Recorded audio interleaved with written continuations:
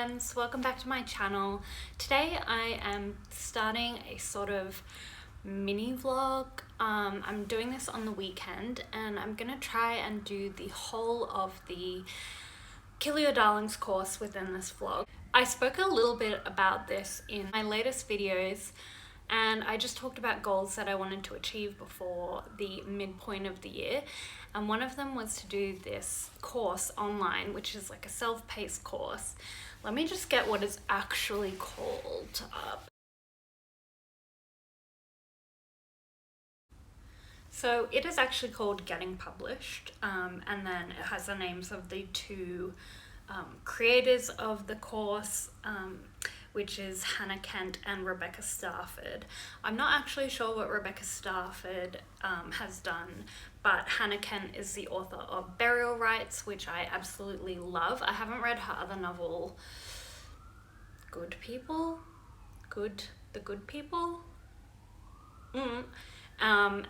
And she has another novel coming out later this year, which I'm very excited for. Kill Your Darlings is actually an Australian literary magazine. Completely blanked on the word there. Founded by Rebecca Starford and Hannah Kent back in 2010. And it's all online at the moment. I think they started out and it was like a quarterly publication, but now it's all online and you just sign up to be a member. I think it's about $40 annually. So I do that every year. I think it's great publication and they have a lot of opportunities for members to enter competitions, submit their work. But I am a member with them. I have paid the full annual subscription for the last couple of years. And then I paid for this course myself. So the courses are $150 each. And then every so often they do $50 off. I actually have another one as well, and that's on speculative fiction. And I bought both of them when they had $50 off. They sort of do that every like quarter, something like that, on like a special occasion.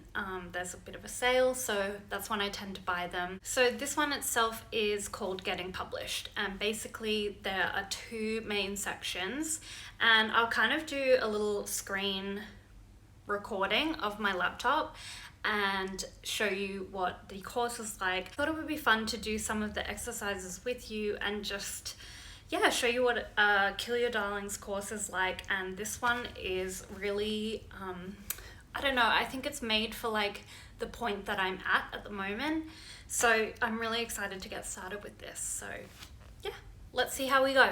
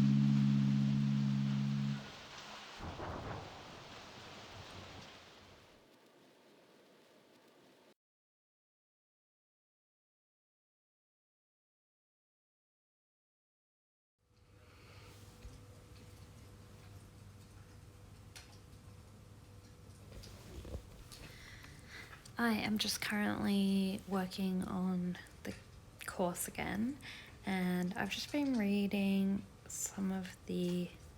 It says I'm about 25% of the way through the course, and I've just been reading some of the rewriting advice and that kind of thing. Yeah, I'm just finding it's not like particularly inspiring, or maybe inspiring isn't the right word, but particularly, sorry, I have like a fireplace, ambient noise in the background. But I'm just finding that there's nothing new. Like if I were to ask you what your advice is for rewriting or editing your first draft, I'm sure you would come up with these things as well. And it's just like, do people pay this price point? Like, I know I got it on sale and that kind of thing, but let me give you an example. So I'm currently working on what is key to effective rewriting. So patience, have patience with yourself. Very few people are skilled first drafters. Patience is your greatest ally. Second thing is time, and lots of it. This can be a great assistance when rewriting. So it says to put it in the proverbial bottom of the drawer for a couple of weeks. This will give you time away from your story and a greater clarity and objectivity. Like, yeah, I think we all know that. I think we hear that all the time. I don't think I would pay for a course knowing that this is the advice that you're given. And then the third one is, remember you must kill your darlings. So take a knife to the superfluous, and you can learn to feel liberated by cutting. It is also empowering when there is something empowering in serving the story in this way. Giving your work to a trusted reader can be enormously helpful. So having beta readers, I don't know. I just think like that whole page could have been nothing. And if I click complete and continue, I've gone from 25% to 28% completed. Yeah, I am finding little gems. I like actually when hearing from the creators of the course itself, like Rebecca Starford seems to have some really good ideas about editing that I hadn't heard of before. Like, she said that the common errors she keeps an eye out for is like consistency in the prose. So you might have like a really good piece of writing that you're happy with, and then it got kind of like the next paragraph is like maybe a little bit uninspiring, and to make sure everything is kind of the same consistency in the prose, and then also pacing and tension. Tension isn't something I really thought about, so it was good to hear that. So she says usually like the pacing is really slow, and the tension, while it might be there, is occurring in the wrong places for her sometimes. So yeah, I just think I should keep an eye out for that while I'm rereading. Yeah, so there's little things that I am enjoying this course, but yeah, I'm hoping it picks up a little bit once it gets to the like finding a literary agent, or what you should do to be able to find a literary agent, because yeah, I'm finding the editing half of this course a little basic.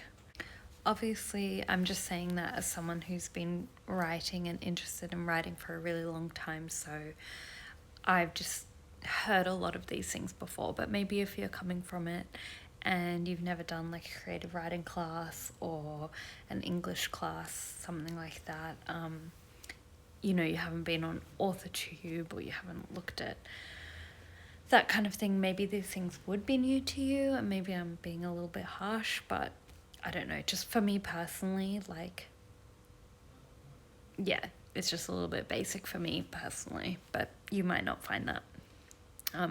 Maybe when I said those things, you were like, oh, actually, like, there's probably always something that you need to be reminded of as well.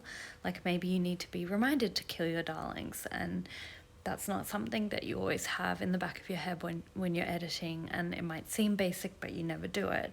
So, yeah, there's those kind of things.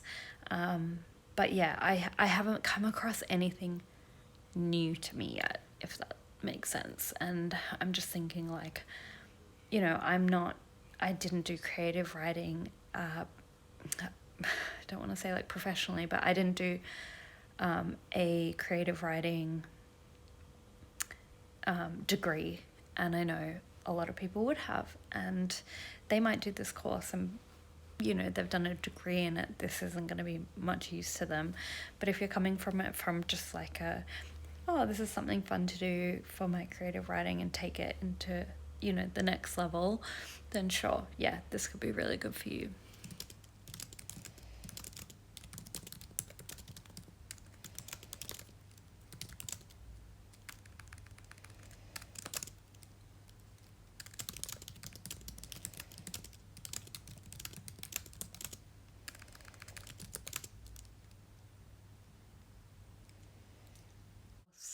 I've just been working on a few more exercises for the course. I don't want to show you every single one because I think that would be really boring, and then you'd be like, why do I need this course?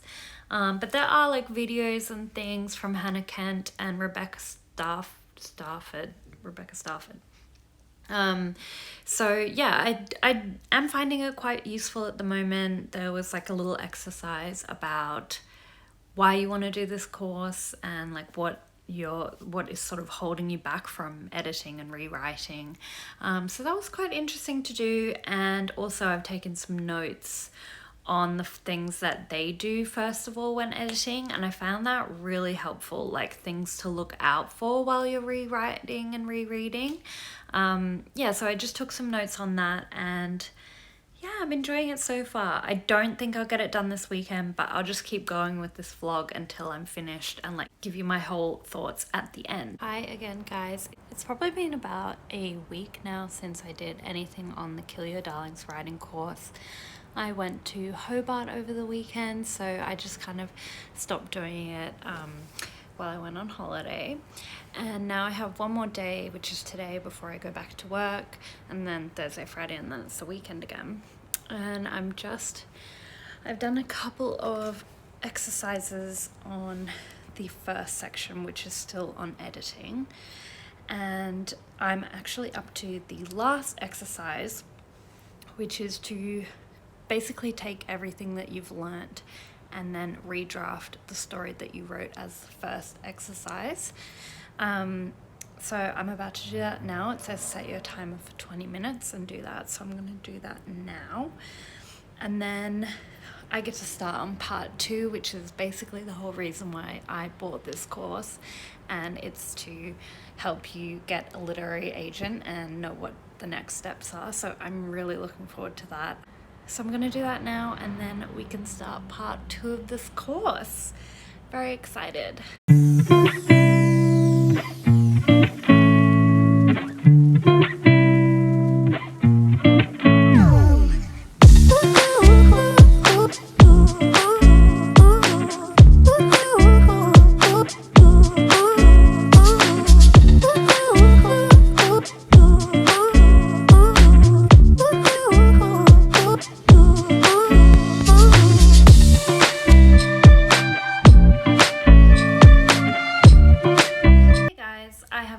Finished the Kill Your Darlings editing and getting published course. I thought I would just come on here and wrap it up. I don't think I spoke to you in between getting to the getting published section, which I was the most excited about, and then completing the course.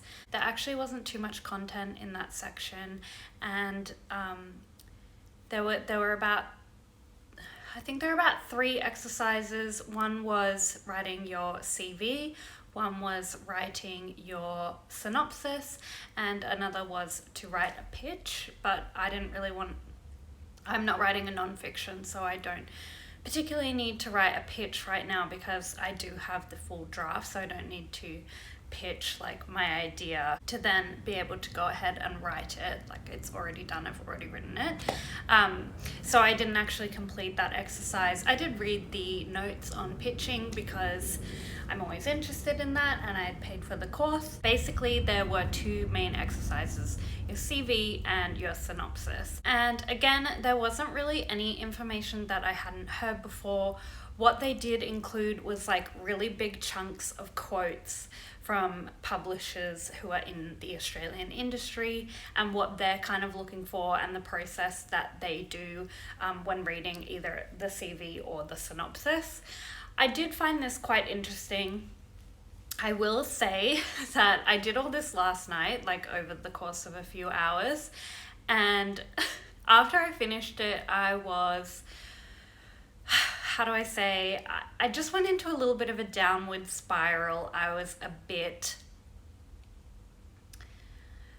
I don't want to say upset. I was a bit, maybe like it decompressed me a little. You know, my idea about getting published isn't that I'm going to submit and get published straight away. Like the first person that I submit to, I get published from and they offer me loads of money. Like I don't have this idea. Like I know it's going to be hard work and I know that I'm going to get rejected a lot and maybe they don't want this story. Maybe it's my next story that I write that actually is the one that gets published. But reading the how to get published section in this course, the two creators of the course, Hannah Kent and Rebecca Starford, they both say how they were published. And in both times, they say they had connections to the industry. And I don't have connections to the industry. And I don't know, I was just a little bit disheartened by it. Disheartened, that's the word. Because it just made me realize, like,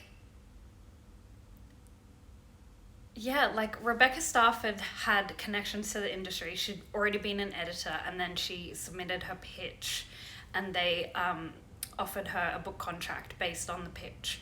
And Hannah Kent won an unpublished manuscript award and then she kind of went from there. They like offered to read her story and then publish it.